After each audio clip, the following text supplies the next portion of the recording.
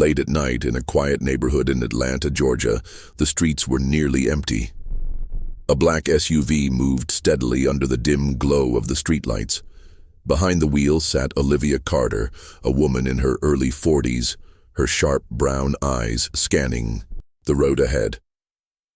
It had been a long day, and she was just minutes away from home. Then, out of nowhere, red and blue lights flashed behind her. She sighed. Another routine traffic stop? Or was it something more? As she pulled over, two officers stepped out of their squad car. Detective Ryan Sanders and Officer Greg Mitchell, two men with power, authority, and a plan already in motion. License and registration, Sanders ordered, shining a flashlight into her car. Olivia complied, but something felt off. The way they looked at her, the subtle smirk on Mitchell's face. Then it happened. A small, unmarked bag appeared in her trunk. Her stomach clenched. This was a setup. What these officers didn't know was that they had just framed the wrong woman. Olivia Carter wasn't just anyone. She was a highly trained intelligence officer, and she wasn't going down without a fight. What would you do in her situation? Would you stay silent or fight back? Comment below.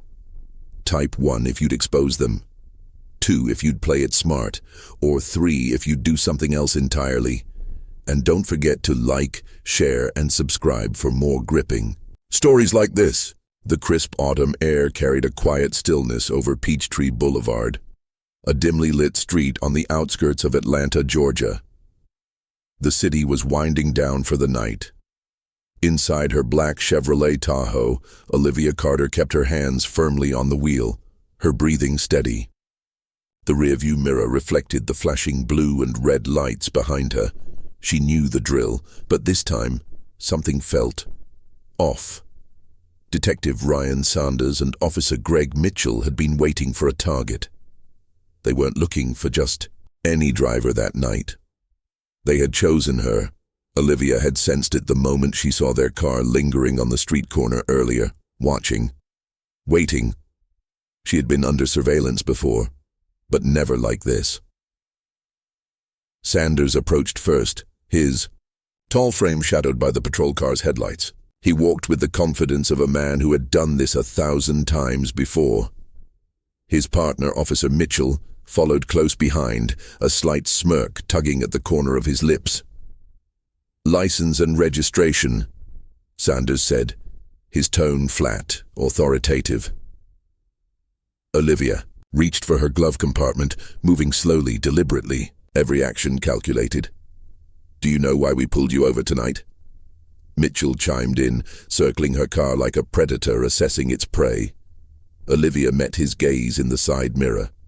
Cool, collected, unshaken. No, officer, she replied, her voice even. I wasn't speeding, and I came to a full stop at every sign. Sanders tilted his head, pretending to consider her words. Actually, you rolled through the last stop sign. That's a moving violation. A lie. She knew it. And he knew she knew it. Still, Olivia didn't argue. She had learned long ago that men like him thrived on confrontation. Instead, she handed over her documents without another word. Sanders examined her license, his eyes narrowing slightly. Atlanta address, huh? You live around here? Before she could respond, Mitchell's voice called from the back of her vehicle.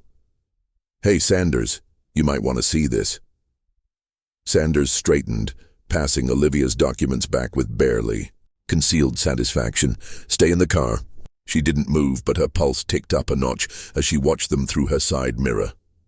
Mitchell was standing at the trunk, gesturing toward something that hadn't been there before.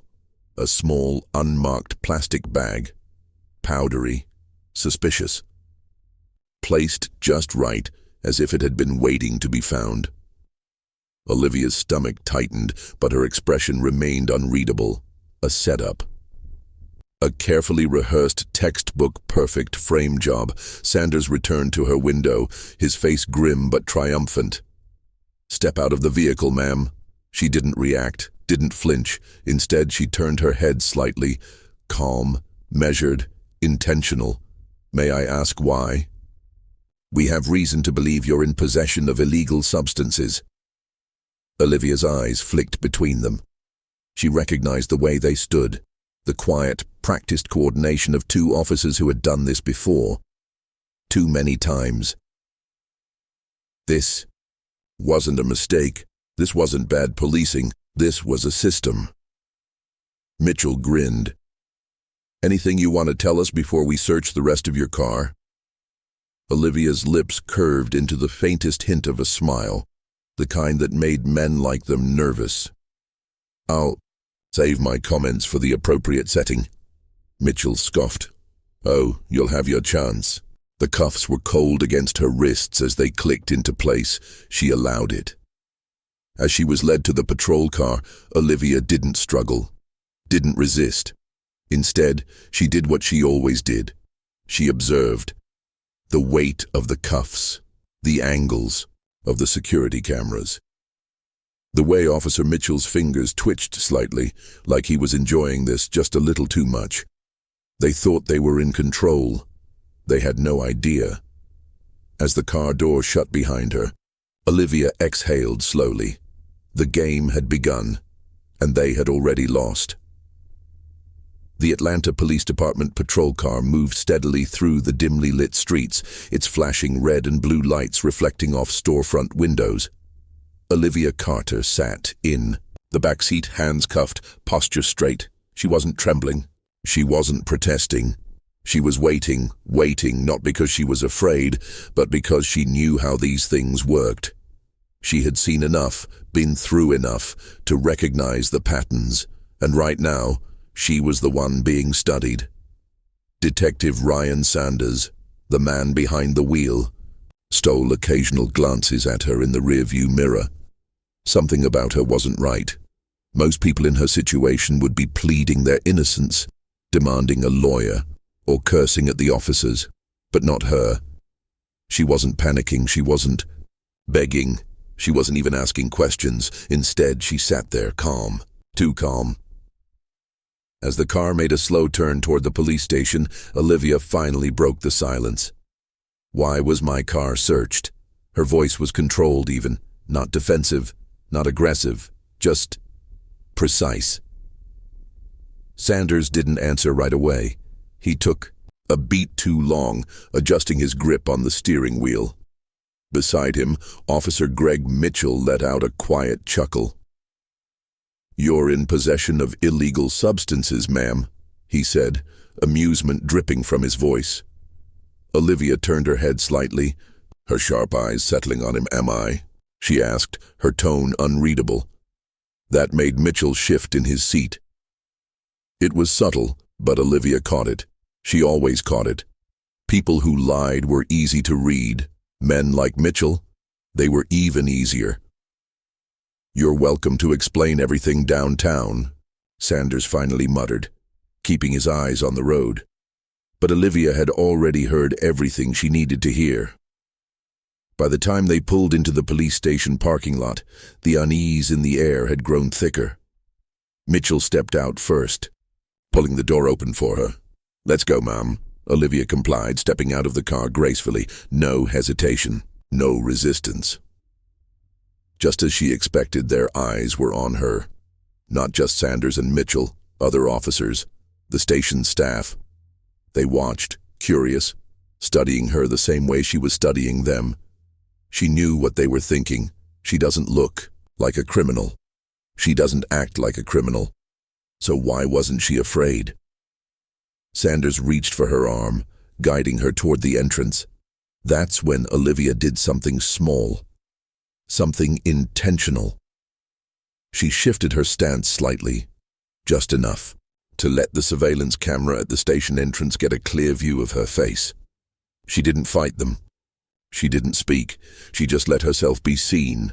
That was the first move. Inside, the booking process began. Her mugshot was taken. Her fingerprints were scanned. Paperwork was shoved in front of her, officers filling out reports, routine procedures. playing out like a well-rehearsed script. But Olivia wasn't playing along. As Sanders was distracted with a phone call, she made her second move. She shifted her weight slightly, adjusting her cuffed hands behind her back. And then she flicked, her index finger against her thumb, twice, a small, insignificant movement, barely noticeable. But for someone watching, someone trained to recognize it, it was a message, a silent signal. At the far side of the room, Officer Jacob Foster sat behind the processing desk, eyes flicking between the computer screen and the woman being brought in. Something about her was off, not in a criminal way, in a dangerous way. She wasn't a victim, she wasn't even a suspect. She was waiting for something, or worse, someone. And when Foster saw the slight flick of her fingers, his breath hitched. He had seen that before, in training, in counter-surveillance exercises. It was a covert signal, something used by high-level operatives, which meant they had just arrested the wrong person. The air inside Atlanta Police Department's interrogation room was heavy, dense with the smell of stale coffee and worn-out lies. The overhead fluorescent light buzzed faintly, casting sharp shadows against the gray concrete walls. Olivia Carter sat calmly in the chair, hands cuffed in front of her. She didn't fidget. She didn't ask for a lawyer. She just waited. On the other side of the table, Detective Ryan Sanders leaned back, arms crossed, studying her. His partner, Officer Greg Mitchell, paced behind him, trying too hard to look casual. They had done this before, but never with someone like her. Sanders cleared his throat, flipping through a file in front of him. "So, Olivia Carter," he began. 42 years old, Atlanta resident, no prior convictions, no parking tickets, not even a library fine. He looked up. "That's unusual," Olivia smiled slightly. "Maybe I just follow the rules." Mitchell scoffed. "Yeah, except the part where you were caught with drugs in your trunk." Olivia turned her head toward him, tilting it just so. Controlled, measured. "Am I under the impression that officers in this precinct don't use body cams?" Mitchell stiffened. For a split second, he wasn't a cop anymore. He was a man who had just been caught in a lie. Sanders interjected before his partner could speak. "You were stopped for a moving violation. You consented to a search." "Did I?" Olivia asked, raising an eyebrow. Sanders frowned. Olivia leaned forward slightly. "Because I don't recall being asked." Silence. A long, uncomfortable silence. Mitchell opened his mouth to speak, but Olivia cut him off. "But let's say I did. Humor me, detective. What was the probable cause?" Sanders didn't answer right away. Olivia's smile widened just a fraction. "Gotcha. This is what they expected." Panic, denial, tears, rage. What they didn't expect. Control, precision, confidence. Sanders exhaled slowly, tapping his pen against the file. "Let me explain how this works," he said, his voice dropping to something lower, more authoritative. "You're in a lot of trouble. The faster you start talking, the better this goes for you." Olivia blinked. Slow, deliberate. Then she laughed. It was soft at first. Just a small chuckle, but it knocked the room off balance. Mitchell's jaw clenched. Sanders leaned forward. "Something funny?" Olivia tilted her head. I've been in high-pressure situations before, and I know when someone's bluffing." Mitchell's hands curled into fists. "Bluffing? You don't have anything." She said it so easily, like she wasn't sitting in a police station, like she was in control. Sanders's face hardened. "That bag in your trunk says otherwise." Olivia shrugged. "Then charge me." More silence, longer this time. They had expected fear. They had counted on it, and now they didn't know what to do. Across the station, Officer Jacob Foster sat at his desk, watching the live feed from the interrogation room. And every second that passed, the knot in his stomach twisted tighter, because Olivia Carter wasn't acting. like someone who had just been framed. She was acting like someone who was already 10 steps ahead. Then, his screen flickered. An alert popped up. An automatic system check on body cam footage. Only, there wasn't any. Foster's breath caught. In his throat, no footage from Sanders, no footage from Mitchell. That wasn't normal. Not unless it had been deleted. His hands hesitated over the keyboard. He could look deeper.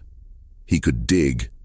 But that meant crossing a line, and men like Sanders and Mitchell, they didn't take kindly to people crossing lines. Back in the interrogation room, Olivia glanced at the clock on the wall. Any minute now. She leaned back in her chair, exhaling slowly. "Detective," she said, "I'd like to make a phone call." Sanders smirked. "You think one phone call is going to fix this?" Olivia smiled. "I think my attorney will be very interested in how this traffic stop was handled." Sanders's smirk faltered. She watched it happen. That exact second, he realized she wasn't bluffing. Then, from outside the room, a knock on the door. A uniformed officer leaned in, whispering something in Sanders' ear. His face went pale, because the person waiting outside wasn't a lawyer. It was a federal agent, and just like that, the game had changed. The interrogation room had fallen silent. Detective Ryan Sanders was no longer smirking. Officer Greg Mitchell had stopped pacing. And Olivia Carter. She was still sitting there, calm, watching the moment unfold exactly as she had predicted. The uniformed officer at the door cleared his throat. "Detective, you need to come outside, now." Sanders hesitated before throwing Olivia a glance. Her expression hadn't changed, that same controlled, unreadable look, and that's when it hit him. She knew this was coming, whatever was waiting. For him outside that door, she had planned for it. With a sharp exhale, Sanders stood up and followed the officer out of the room, Mitchell trailing behind him. The door slammed shut, and just like that, Olivia was alone. She let out a slow breath and shifted slightly in her chair, flexing her fingers behind her back. The cuffs were still there, tight against her wrists, but they wouldn't be for much longer, because the real game was just beginning. A few miles away, inside a secure federal operations center, a phone buzzed. A gloved hand reached for it, flipping the screen to life. A message blinked back. Signal received. Location confirmed. Deploying resources. No names, no details. But that was all they needed.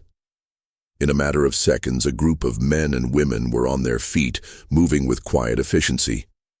Their leader, a tall, sharp-eyed man in his late 50s, named Special Agent Thomas Langley, adjusted his tie as he watched the live feed coming in from a surveillance drone overhead. He didn't need to ask who had sent the signal. There was only one person in that station who knew how to use it. Olivia Carter. He checked his watch. "Right on schedule. Let's move," Langley said. And just like that, the game board shifted. Back at the Atlanta Police Department, Officer Jacob Foster sat at his desk, heart pounding. His computer screen still showed the interrogation room feed, Olivia, sitting there patient still.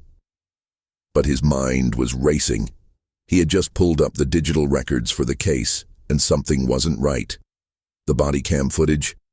Gone. The arrest report? Filed too quickly, like they had written it before it even happened.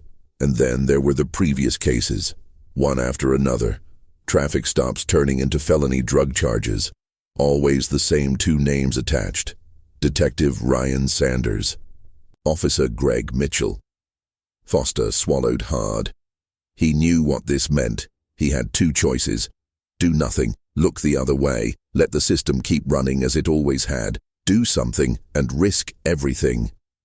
He exhaled slowly, his fingers hesitating over the keyboard. Then, a sudden movement on the screen. Olivia.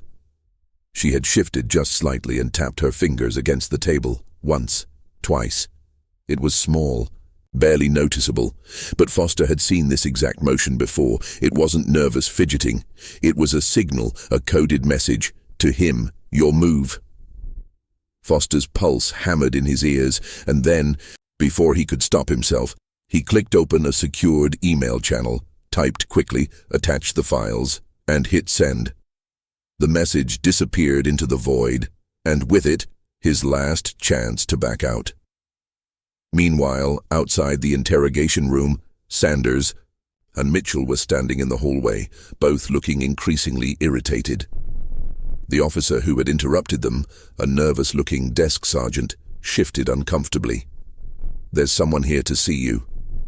Sanders narrowed his eyes. "Who?" The sergeant hesitated. Then, "Federal Bureau of Investigation." Sanders' mouth tightened. Mitchell stiffened. The two men exchanged a look. Mitchell scoffed. "FBI? For what?"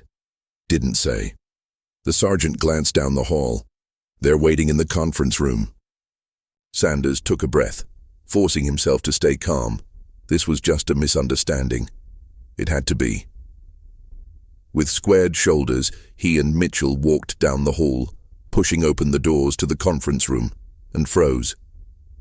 Because standing there, waiting for them, was Special Agent Thomas Langley, and he didn't look happy. Back in the interrogation room, Olivia sat perfectly still. Then, a beep. The intercom above the door crackled to life. "Miss Carter?" She tilted her head slightly. "Yes?"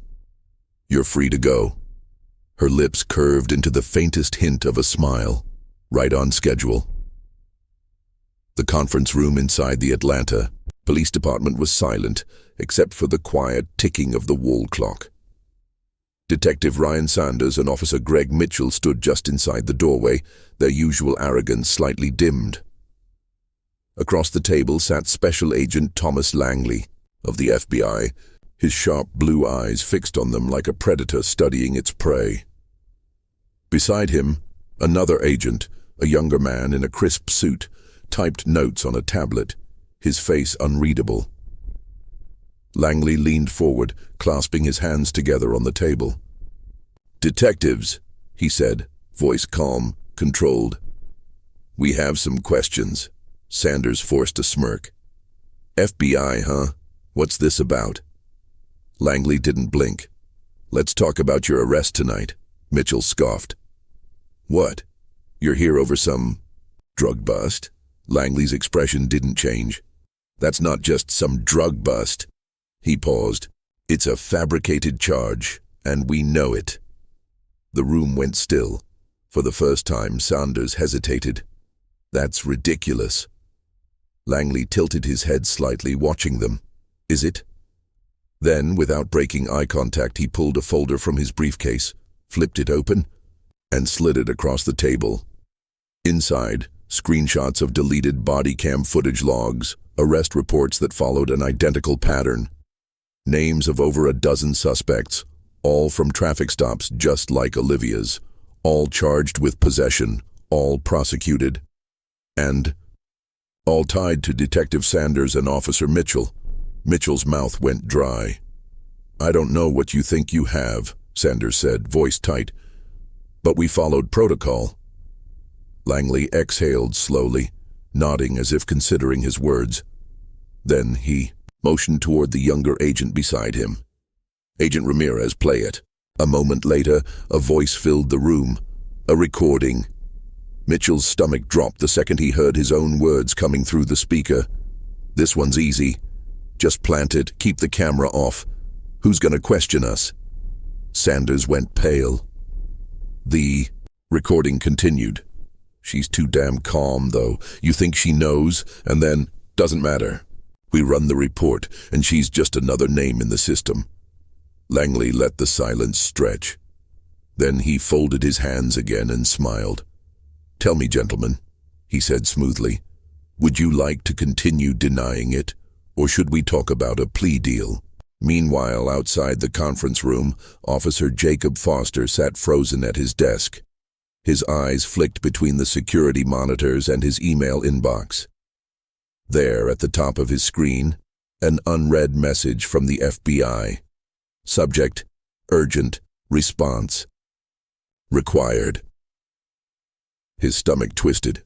It had only been 20 minutes since he'd sent the files. They had moved fast, and that meant this was real. Foster's hands felt clammy as he reached for his mouse, hesitating before clicking on the message. Inside, a simple line. "Officer Foster, we need to talk. Immediately." A quiet thud pulled his attention away. He turned and locked eyes with Sanders. The detective stood just outside the conference room, his expression cold. Calculating. Foster's pulse spiked. Sanders knew. And now Foster had a very real problem. Inside the holding area, Olivia Carter sat in the same position she had been for the past hour. But now, she wasn't alone. A uniformed officer opened the door, stepping inside with a cautious glance. "Miss Carter?" She looked up, eyebrows raised slightly. "Yes?" "You're free to go." Olivia stood slowly, rolling her wrists as the cuffs were removed. She didn't ask why, didn't ask how, because she already knew. The FBI had come through. Her mission here was almost complete. But before stepping out, she paused, turning to face the officer. "The two who arrested me," she said, voice measured. "They're in trouble, aren't they?" The officer hesitated before nodding slightly. "Yeah, looks that way." Olivia's lips curved into the faintest hint of a smile. "Good." Then, without another word, she walked out, right past Sanders, right past Mitchell, and as she stepped into the night air, she exhaled, finally, truly free. For now, Detective Ryan. Sanders sat rigidly in the metal chair, his fingers clenched into fists beneath the table. Across from him, Special Agent Thomas Langley remained calm, his expression unreadable. Beside Sanders, Officer Greg Mitchell shifted uncomfortably, his knee bouncing under the table. The man looked like he was about to snap, and that was exactly what the FBI wanted. Langley leaned forward slightly, tapping a pen against the thick file in front of him. "Gentlemen, I'll make this simple." He paused, letting his gaze settle on both men. "Right now, you have one decision to make: cooperation or prison." Mitchell let out a short, nervous laugh. "Prison? You think we're going to prison?" Langley's lips barely twitched. "I don't think, Officer Mitchell, I know." Mitchell glanced at Sanders, waiting for him to jump in. But Sanders, he said nothing, because deep down, he knew Langley wasn't bluffing. Langley flipped open the file and pulled out a series of printed documents, one by one. He slid them across the table. Arrest reports, deleted body cam logs, statements from past suspects, all wrongfully convicted. Then he pulled out the final piece, the transcript of their conversation inside the squad car. Mitchell's breath hitched as he read his own words. "This one's easy. Just plant it, keep the camera off. Who's going to question us?" Sanders' jaw tightened. Langley leaned back. "You had a good run, I'll give you that. Dozens of convictions, dozens of innocent people, locked up while you padded your records." He exhaled slowly. "But that ends today." Sanders' eyes flicked to the door. His mind was racing. There had to be a way out of this. Mitchell, on the other hand, was already breaking. The man was sweating, his hands gripping the edges of the table like he could hold on to whatever power he thought he still had. Langley saw it, and he pounced. "Officer Mitchell," he said smoothly, "your partner is quiet. You know what that means, don't you?" Mitchell's Adam's apple bobbed. "What?" Langley's eyes gleamed. "It means he's thinking about saving himself." Sanders shot Langley a glare, but the agent ignored. Him, he focused on Mitchell, the weak link, the one who would break first.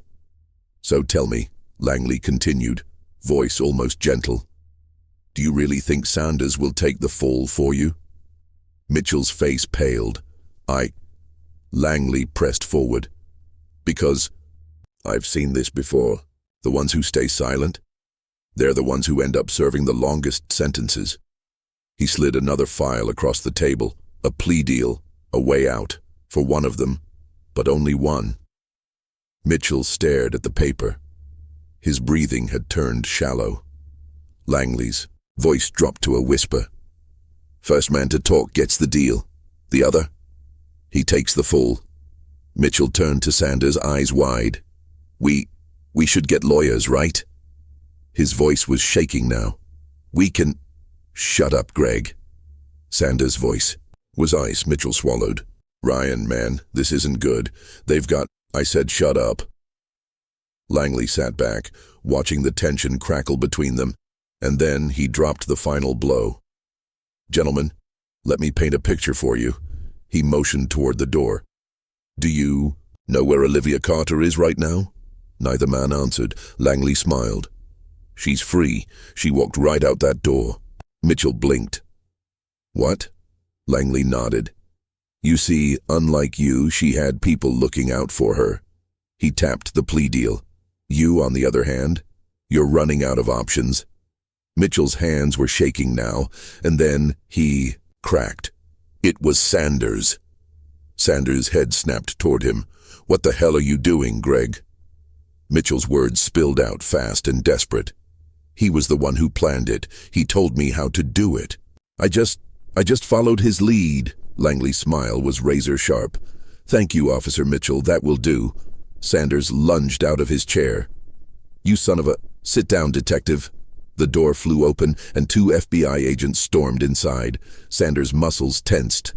His mind racing. There had to be a way out. There had to be. But when they slapped the cuffs on him, he knew. There wasn't. Meanwhile, at the far side of the station, Officer Jacob Foster sat at his desk, staring at his screen. The email from the FBI still blinked at him. He had done it. He had exposed them. And now he had to live with it. Around him, other officers whispered, their glances sharp and unreadable. Some were angry, some looked impressed.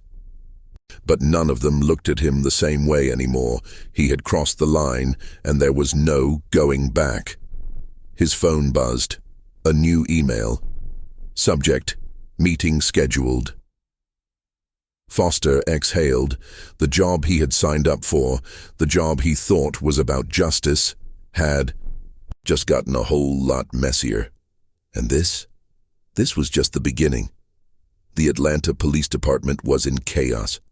The once bustling station now felt eerily silent, the kind of silence that comes before a storm. Whispers spread like wildfire through the halls. Detective Ryan Sanders and Officer Greg Mitchell had been arrested by the FBI. Some officers shook their heads, muttering about how things weren't supposed to happen this way. Others, they pretended not to see. Because they had all known. They just never thought anyone would do anything about it. And now, it was too late.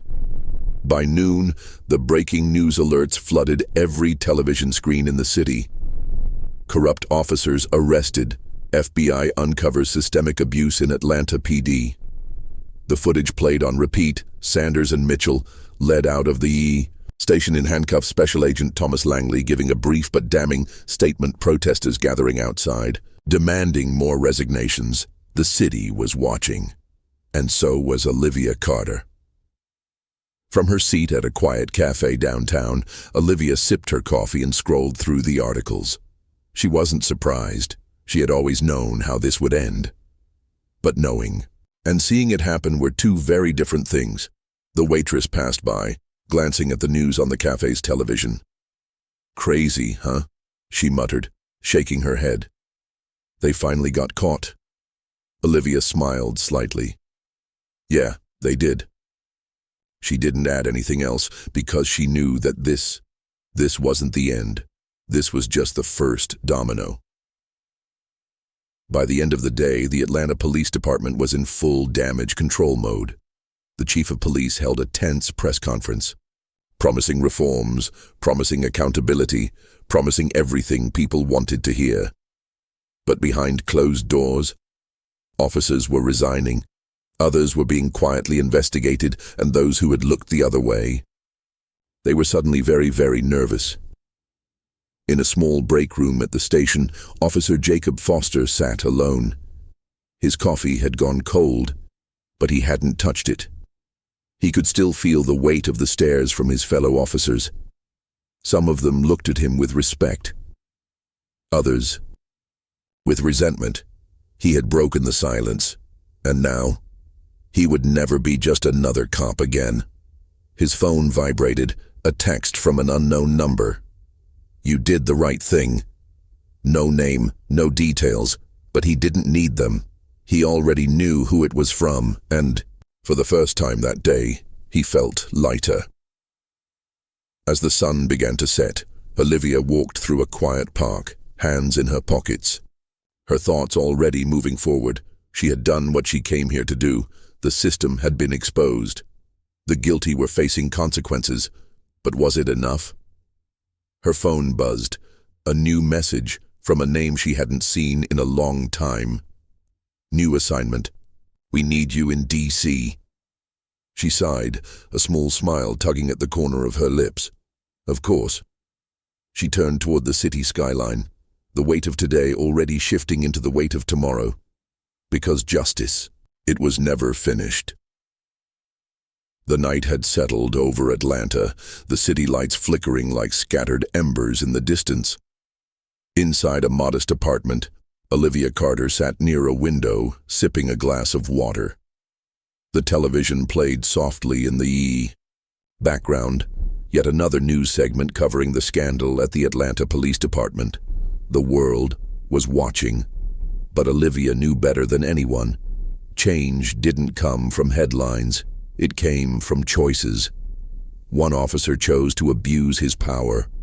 One officer chose to stay silent, and one officer chose to stand up. That's all it ever took. One person. One decision. A single crack in the system could bring down everything, and yet, she had seen this play out before. Would it really change this time, or would it all just fade away, buried beneath the next scandal? That was the real question, and that was up to people like you. What would you have done? If you were Officer Foster, would you have spoken up? If you were Olivia, would you have stayed calm? If you were just an ordinary citizen watching from the outside, would you have cared, or would you have looked away? That's the question we all have to ask ourselves, because corruption doesn't survive on power alone. It survives on silence, on people deciding it's not their problem. So now I ask you, if you had been in that station, what would you have done? Comment below. Type 1 if you would have stayed silent. Type 2 if you would have spoken up. Type 3 if you have another answer. Let's discuss. And if you believe in truth, in accountability, in justice, then let's keep this conversation going. Subscribe, share, speak up, because the next story, it might be yours.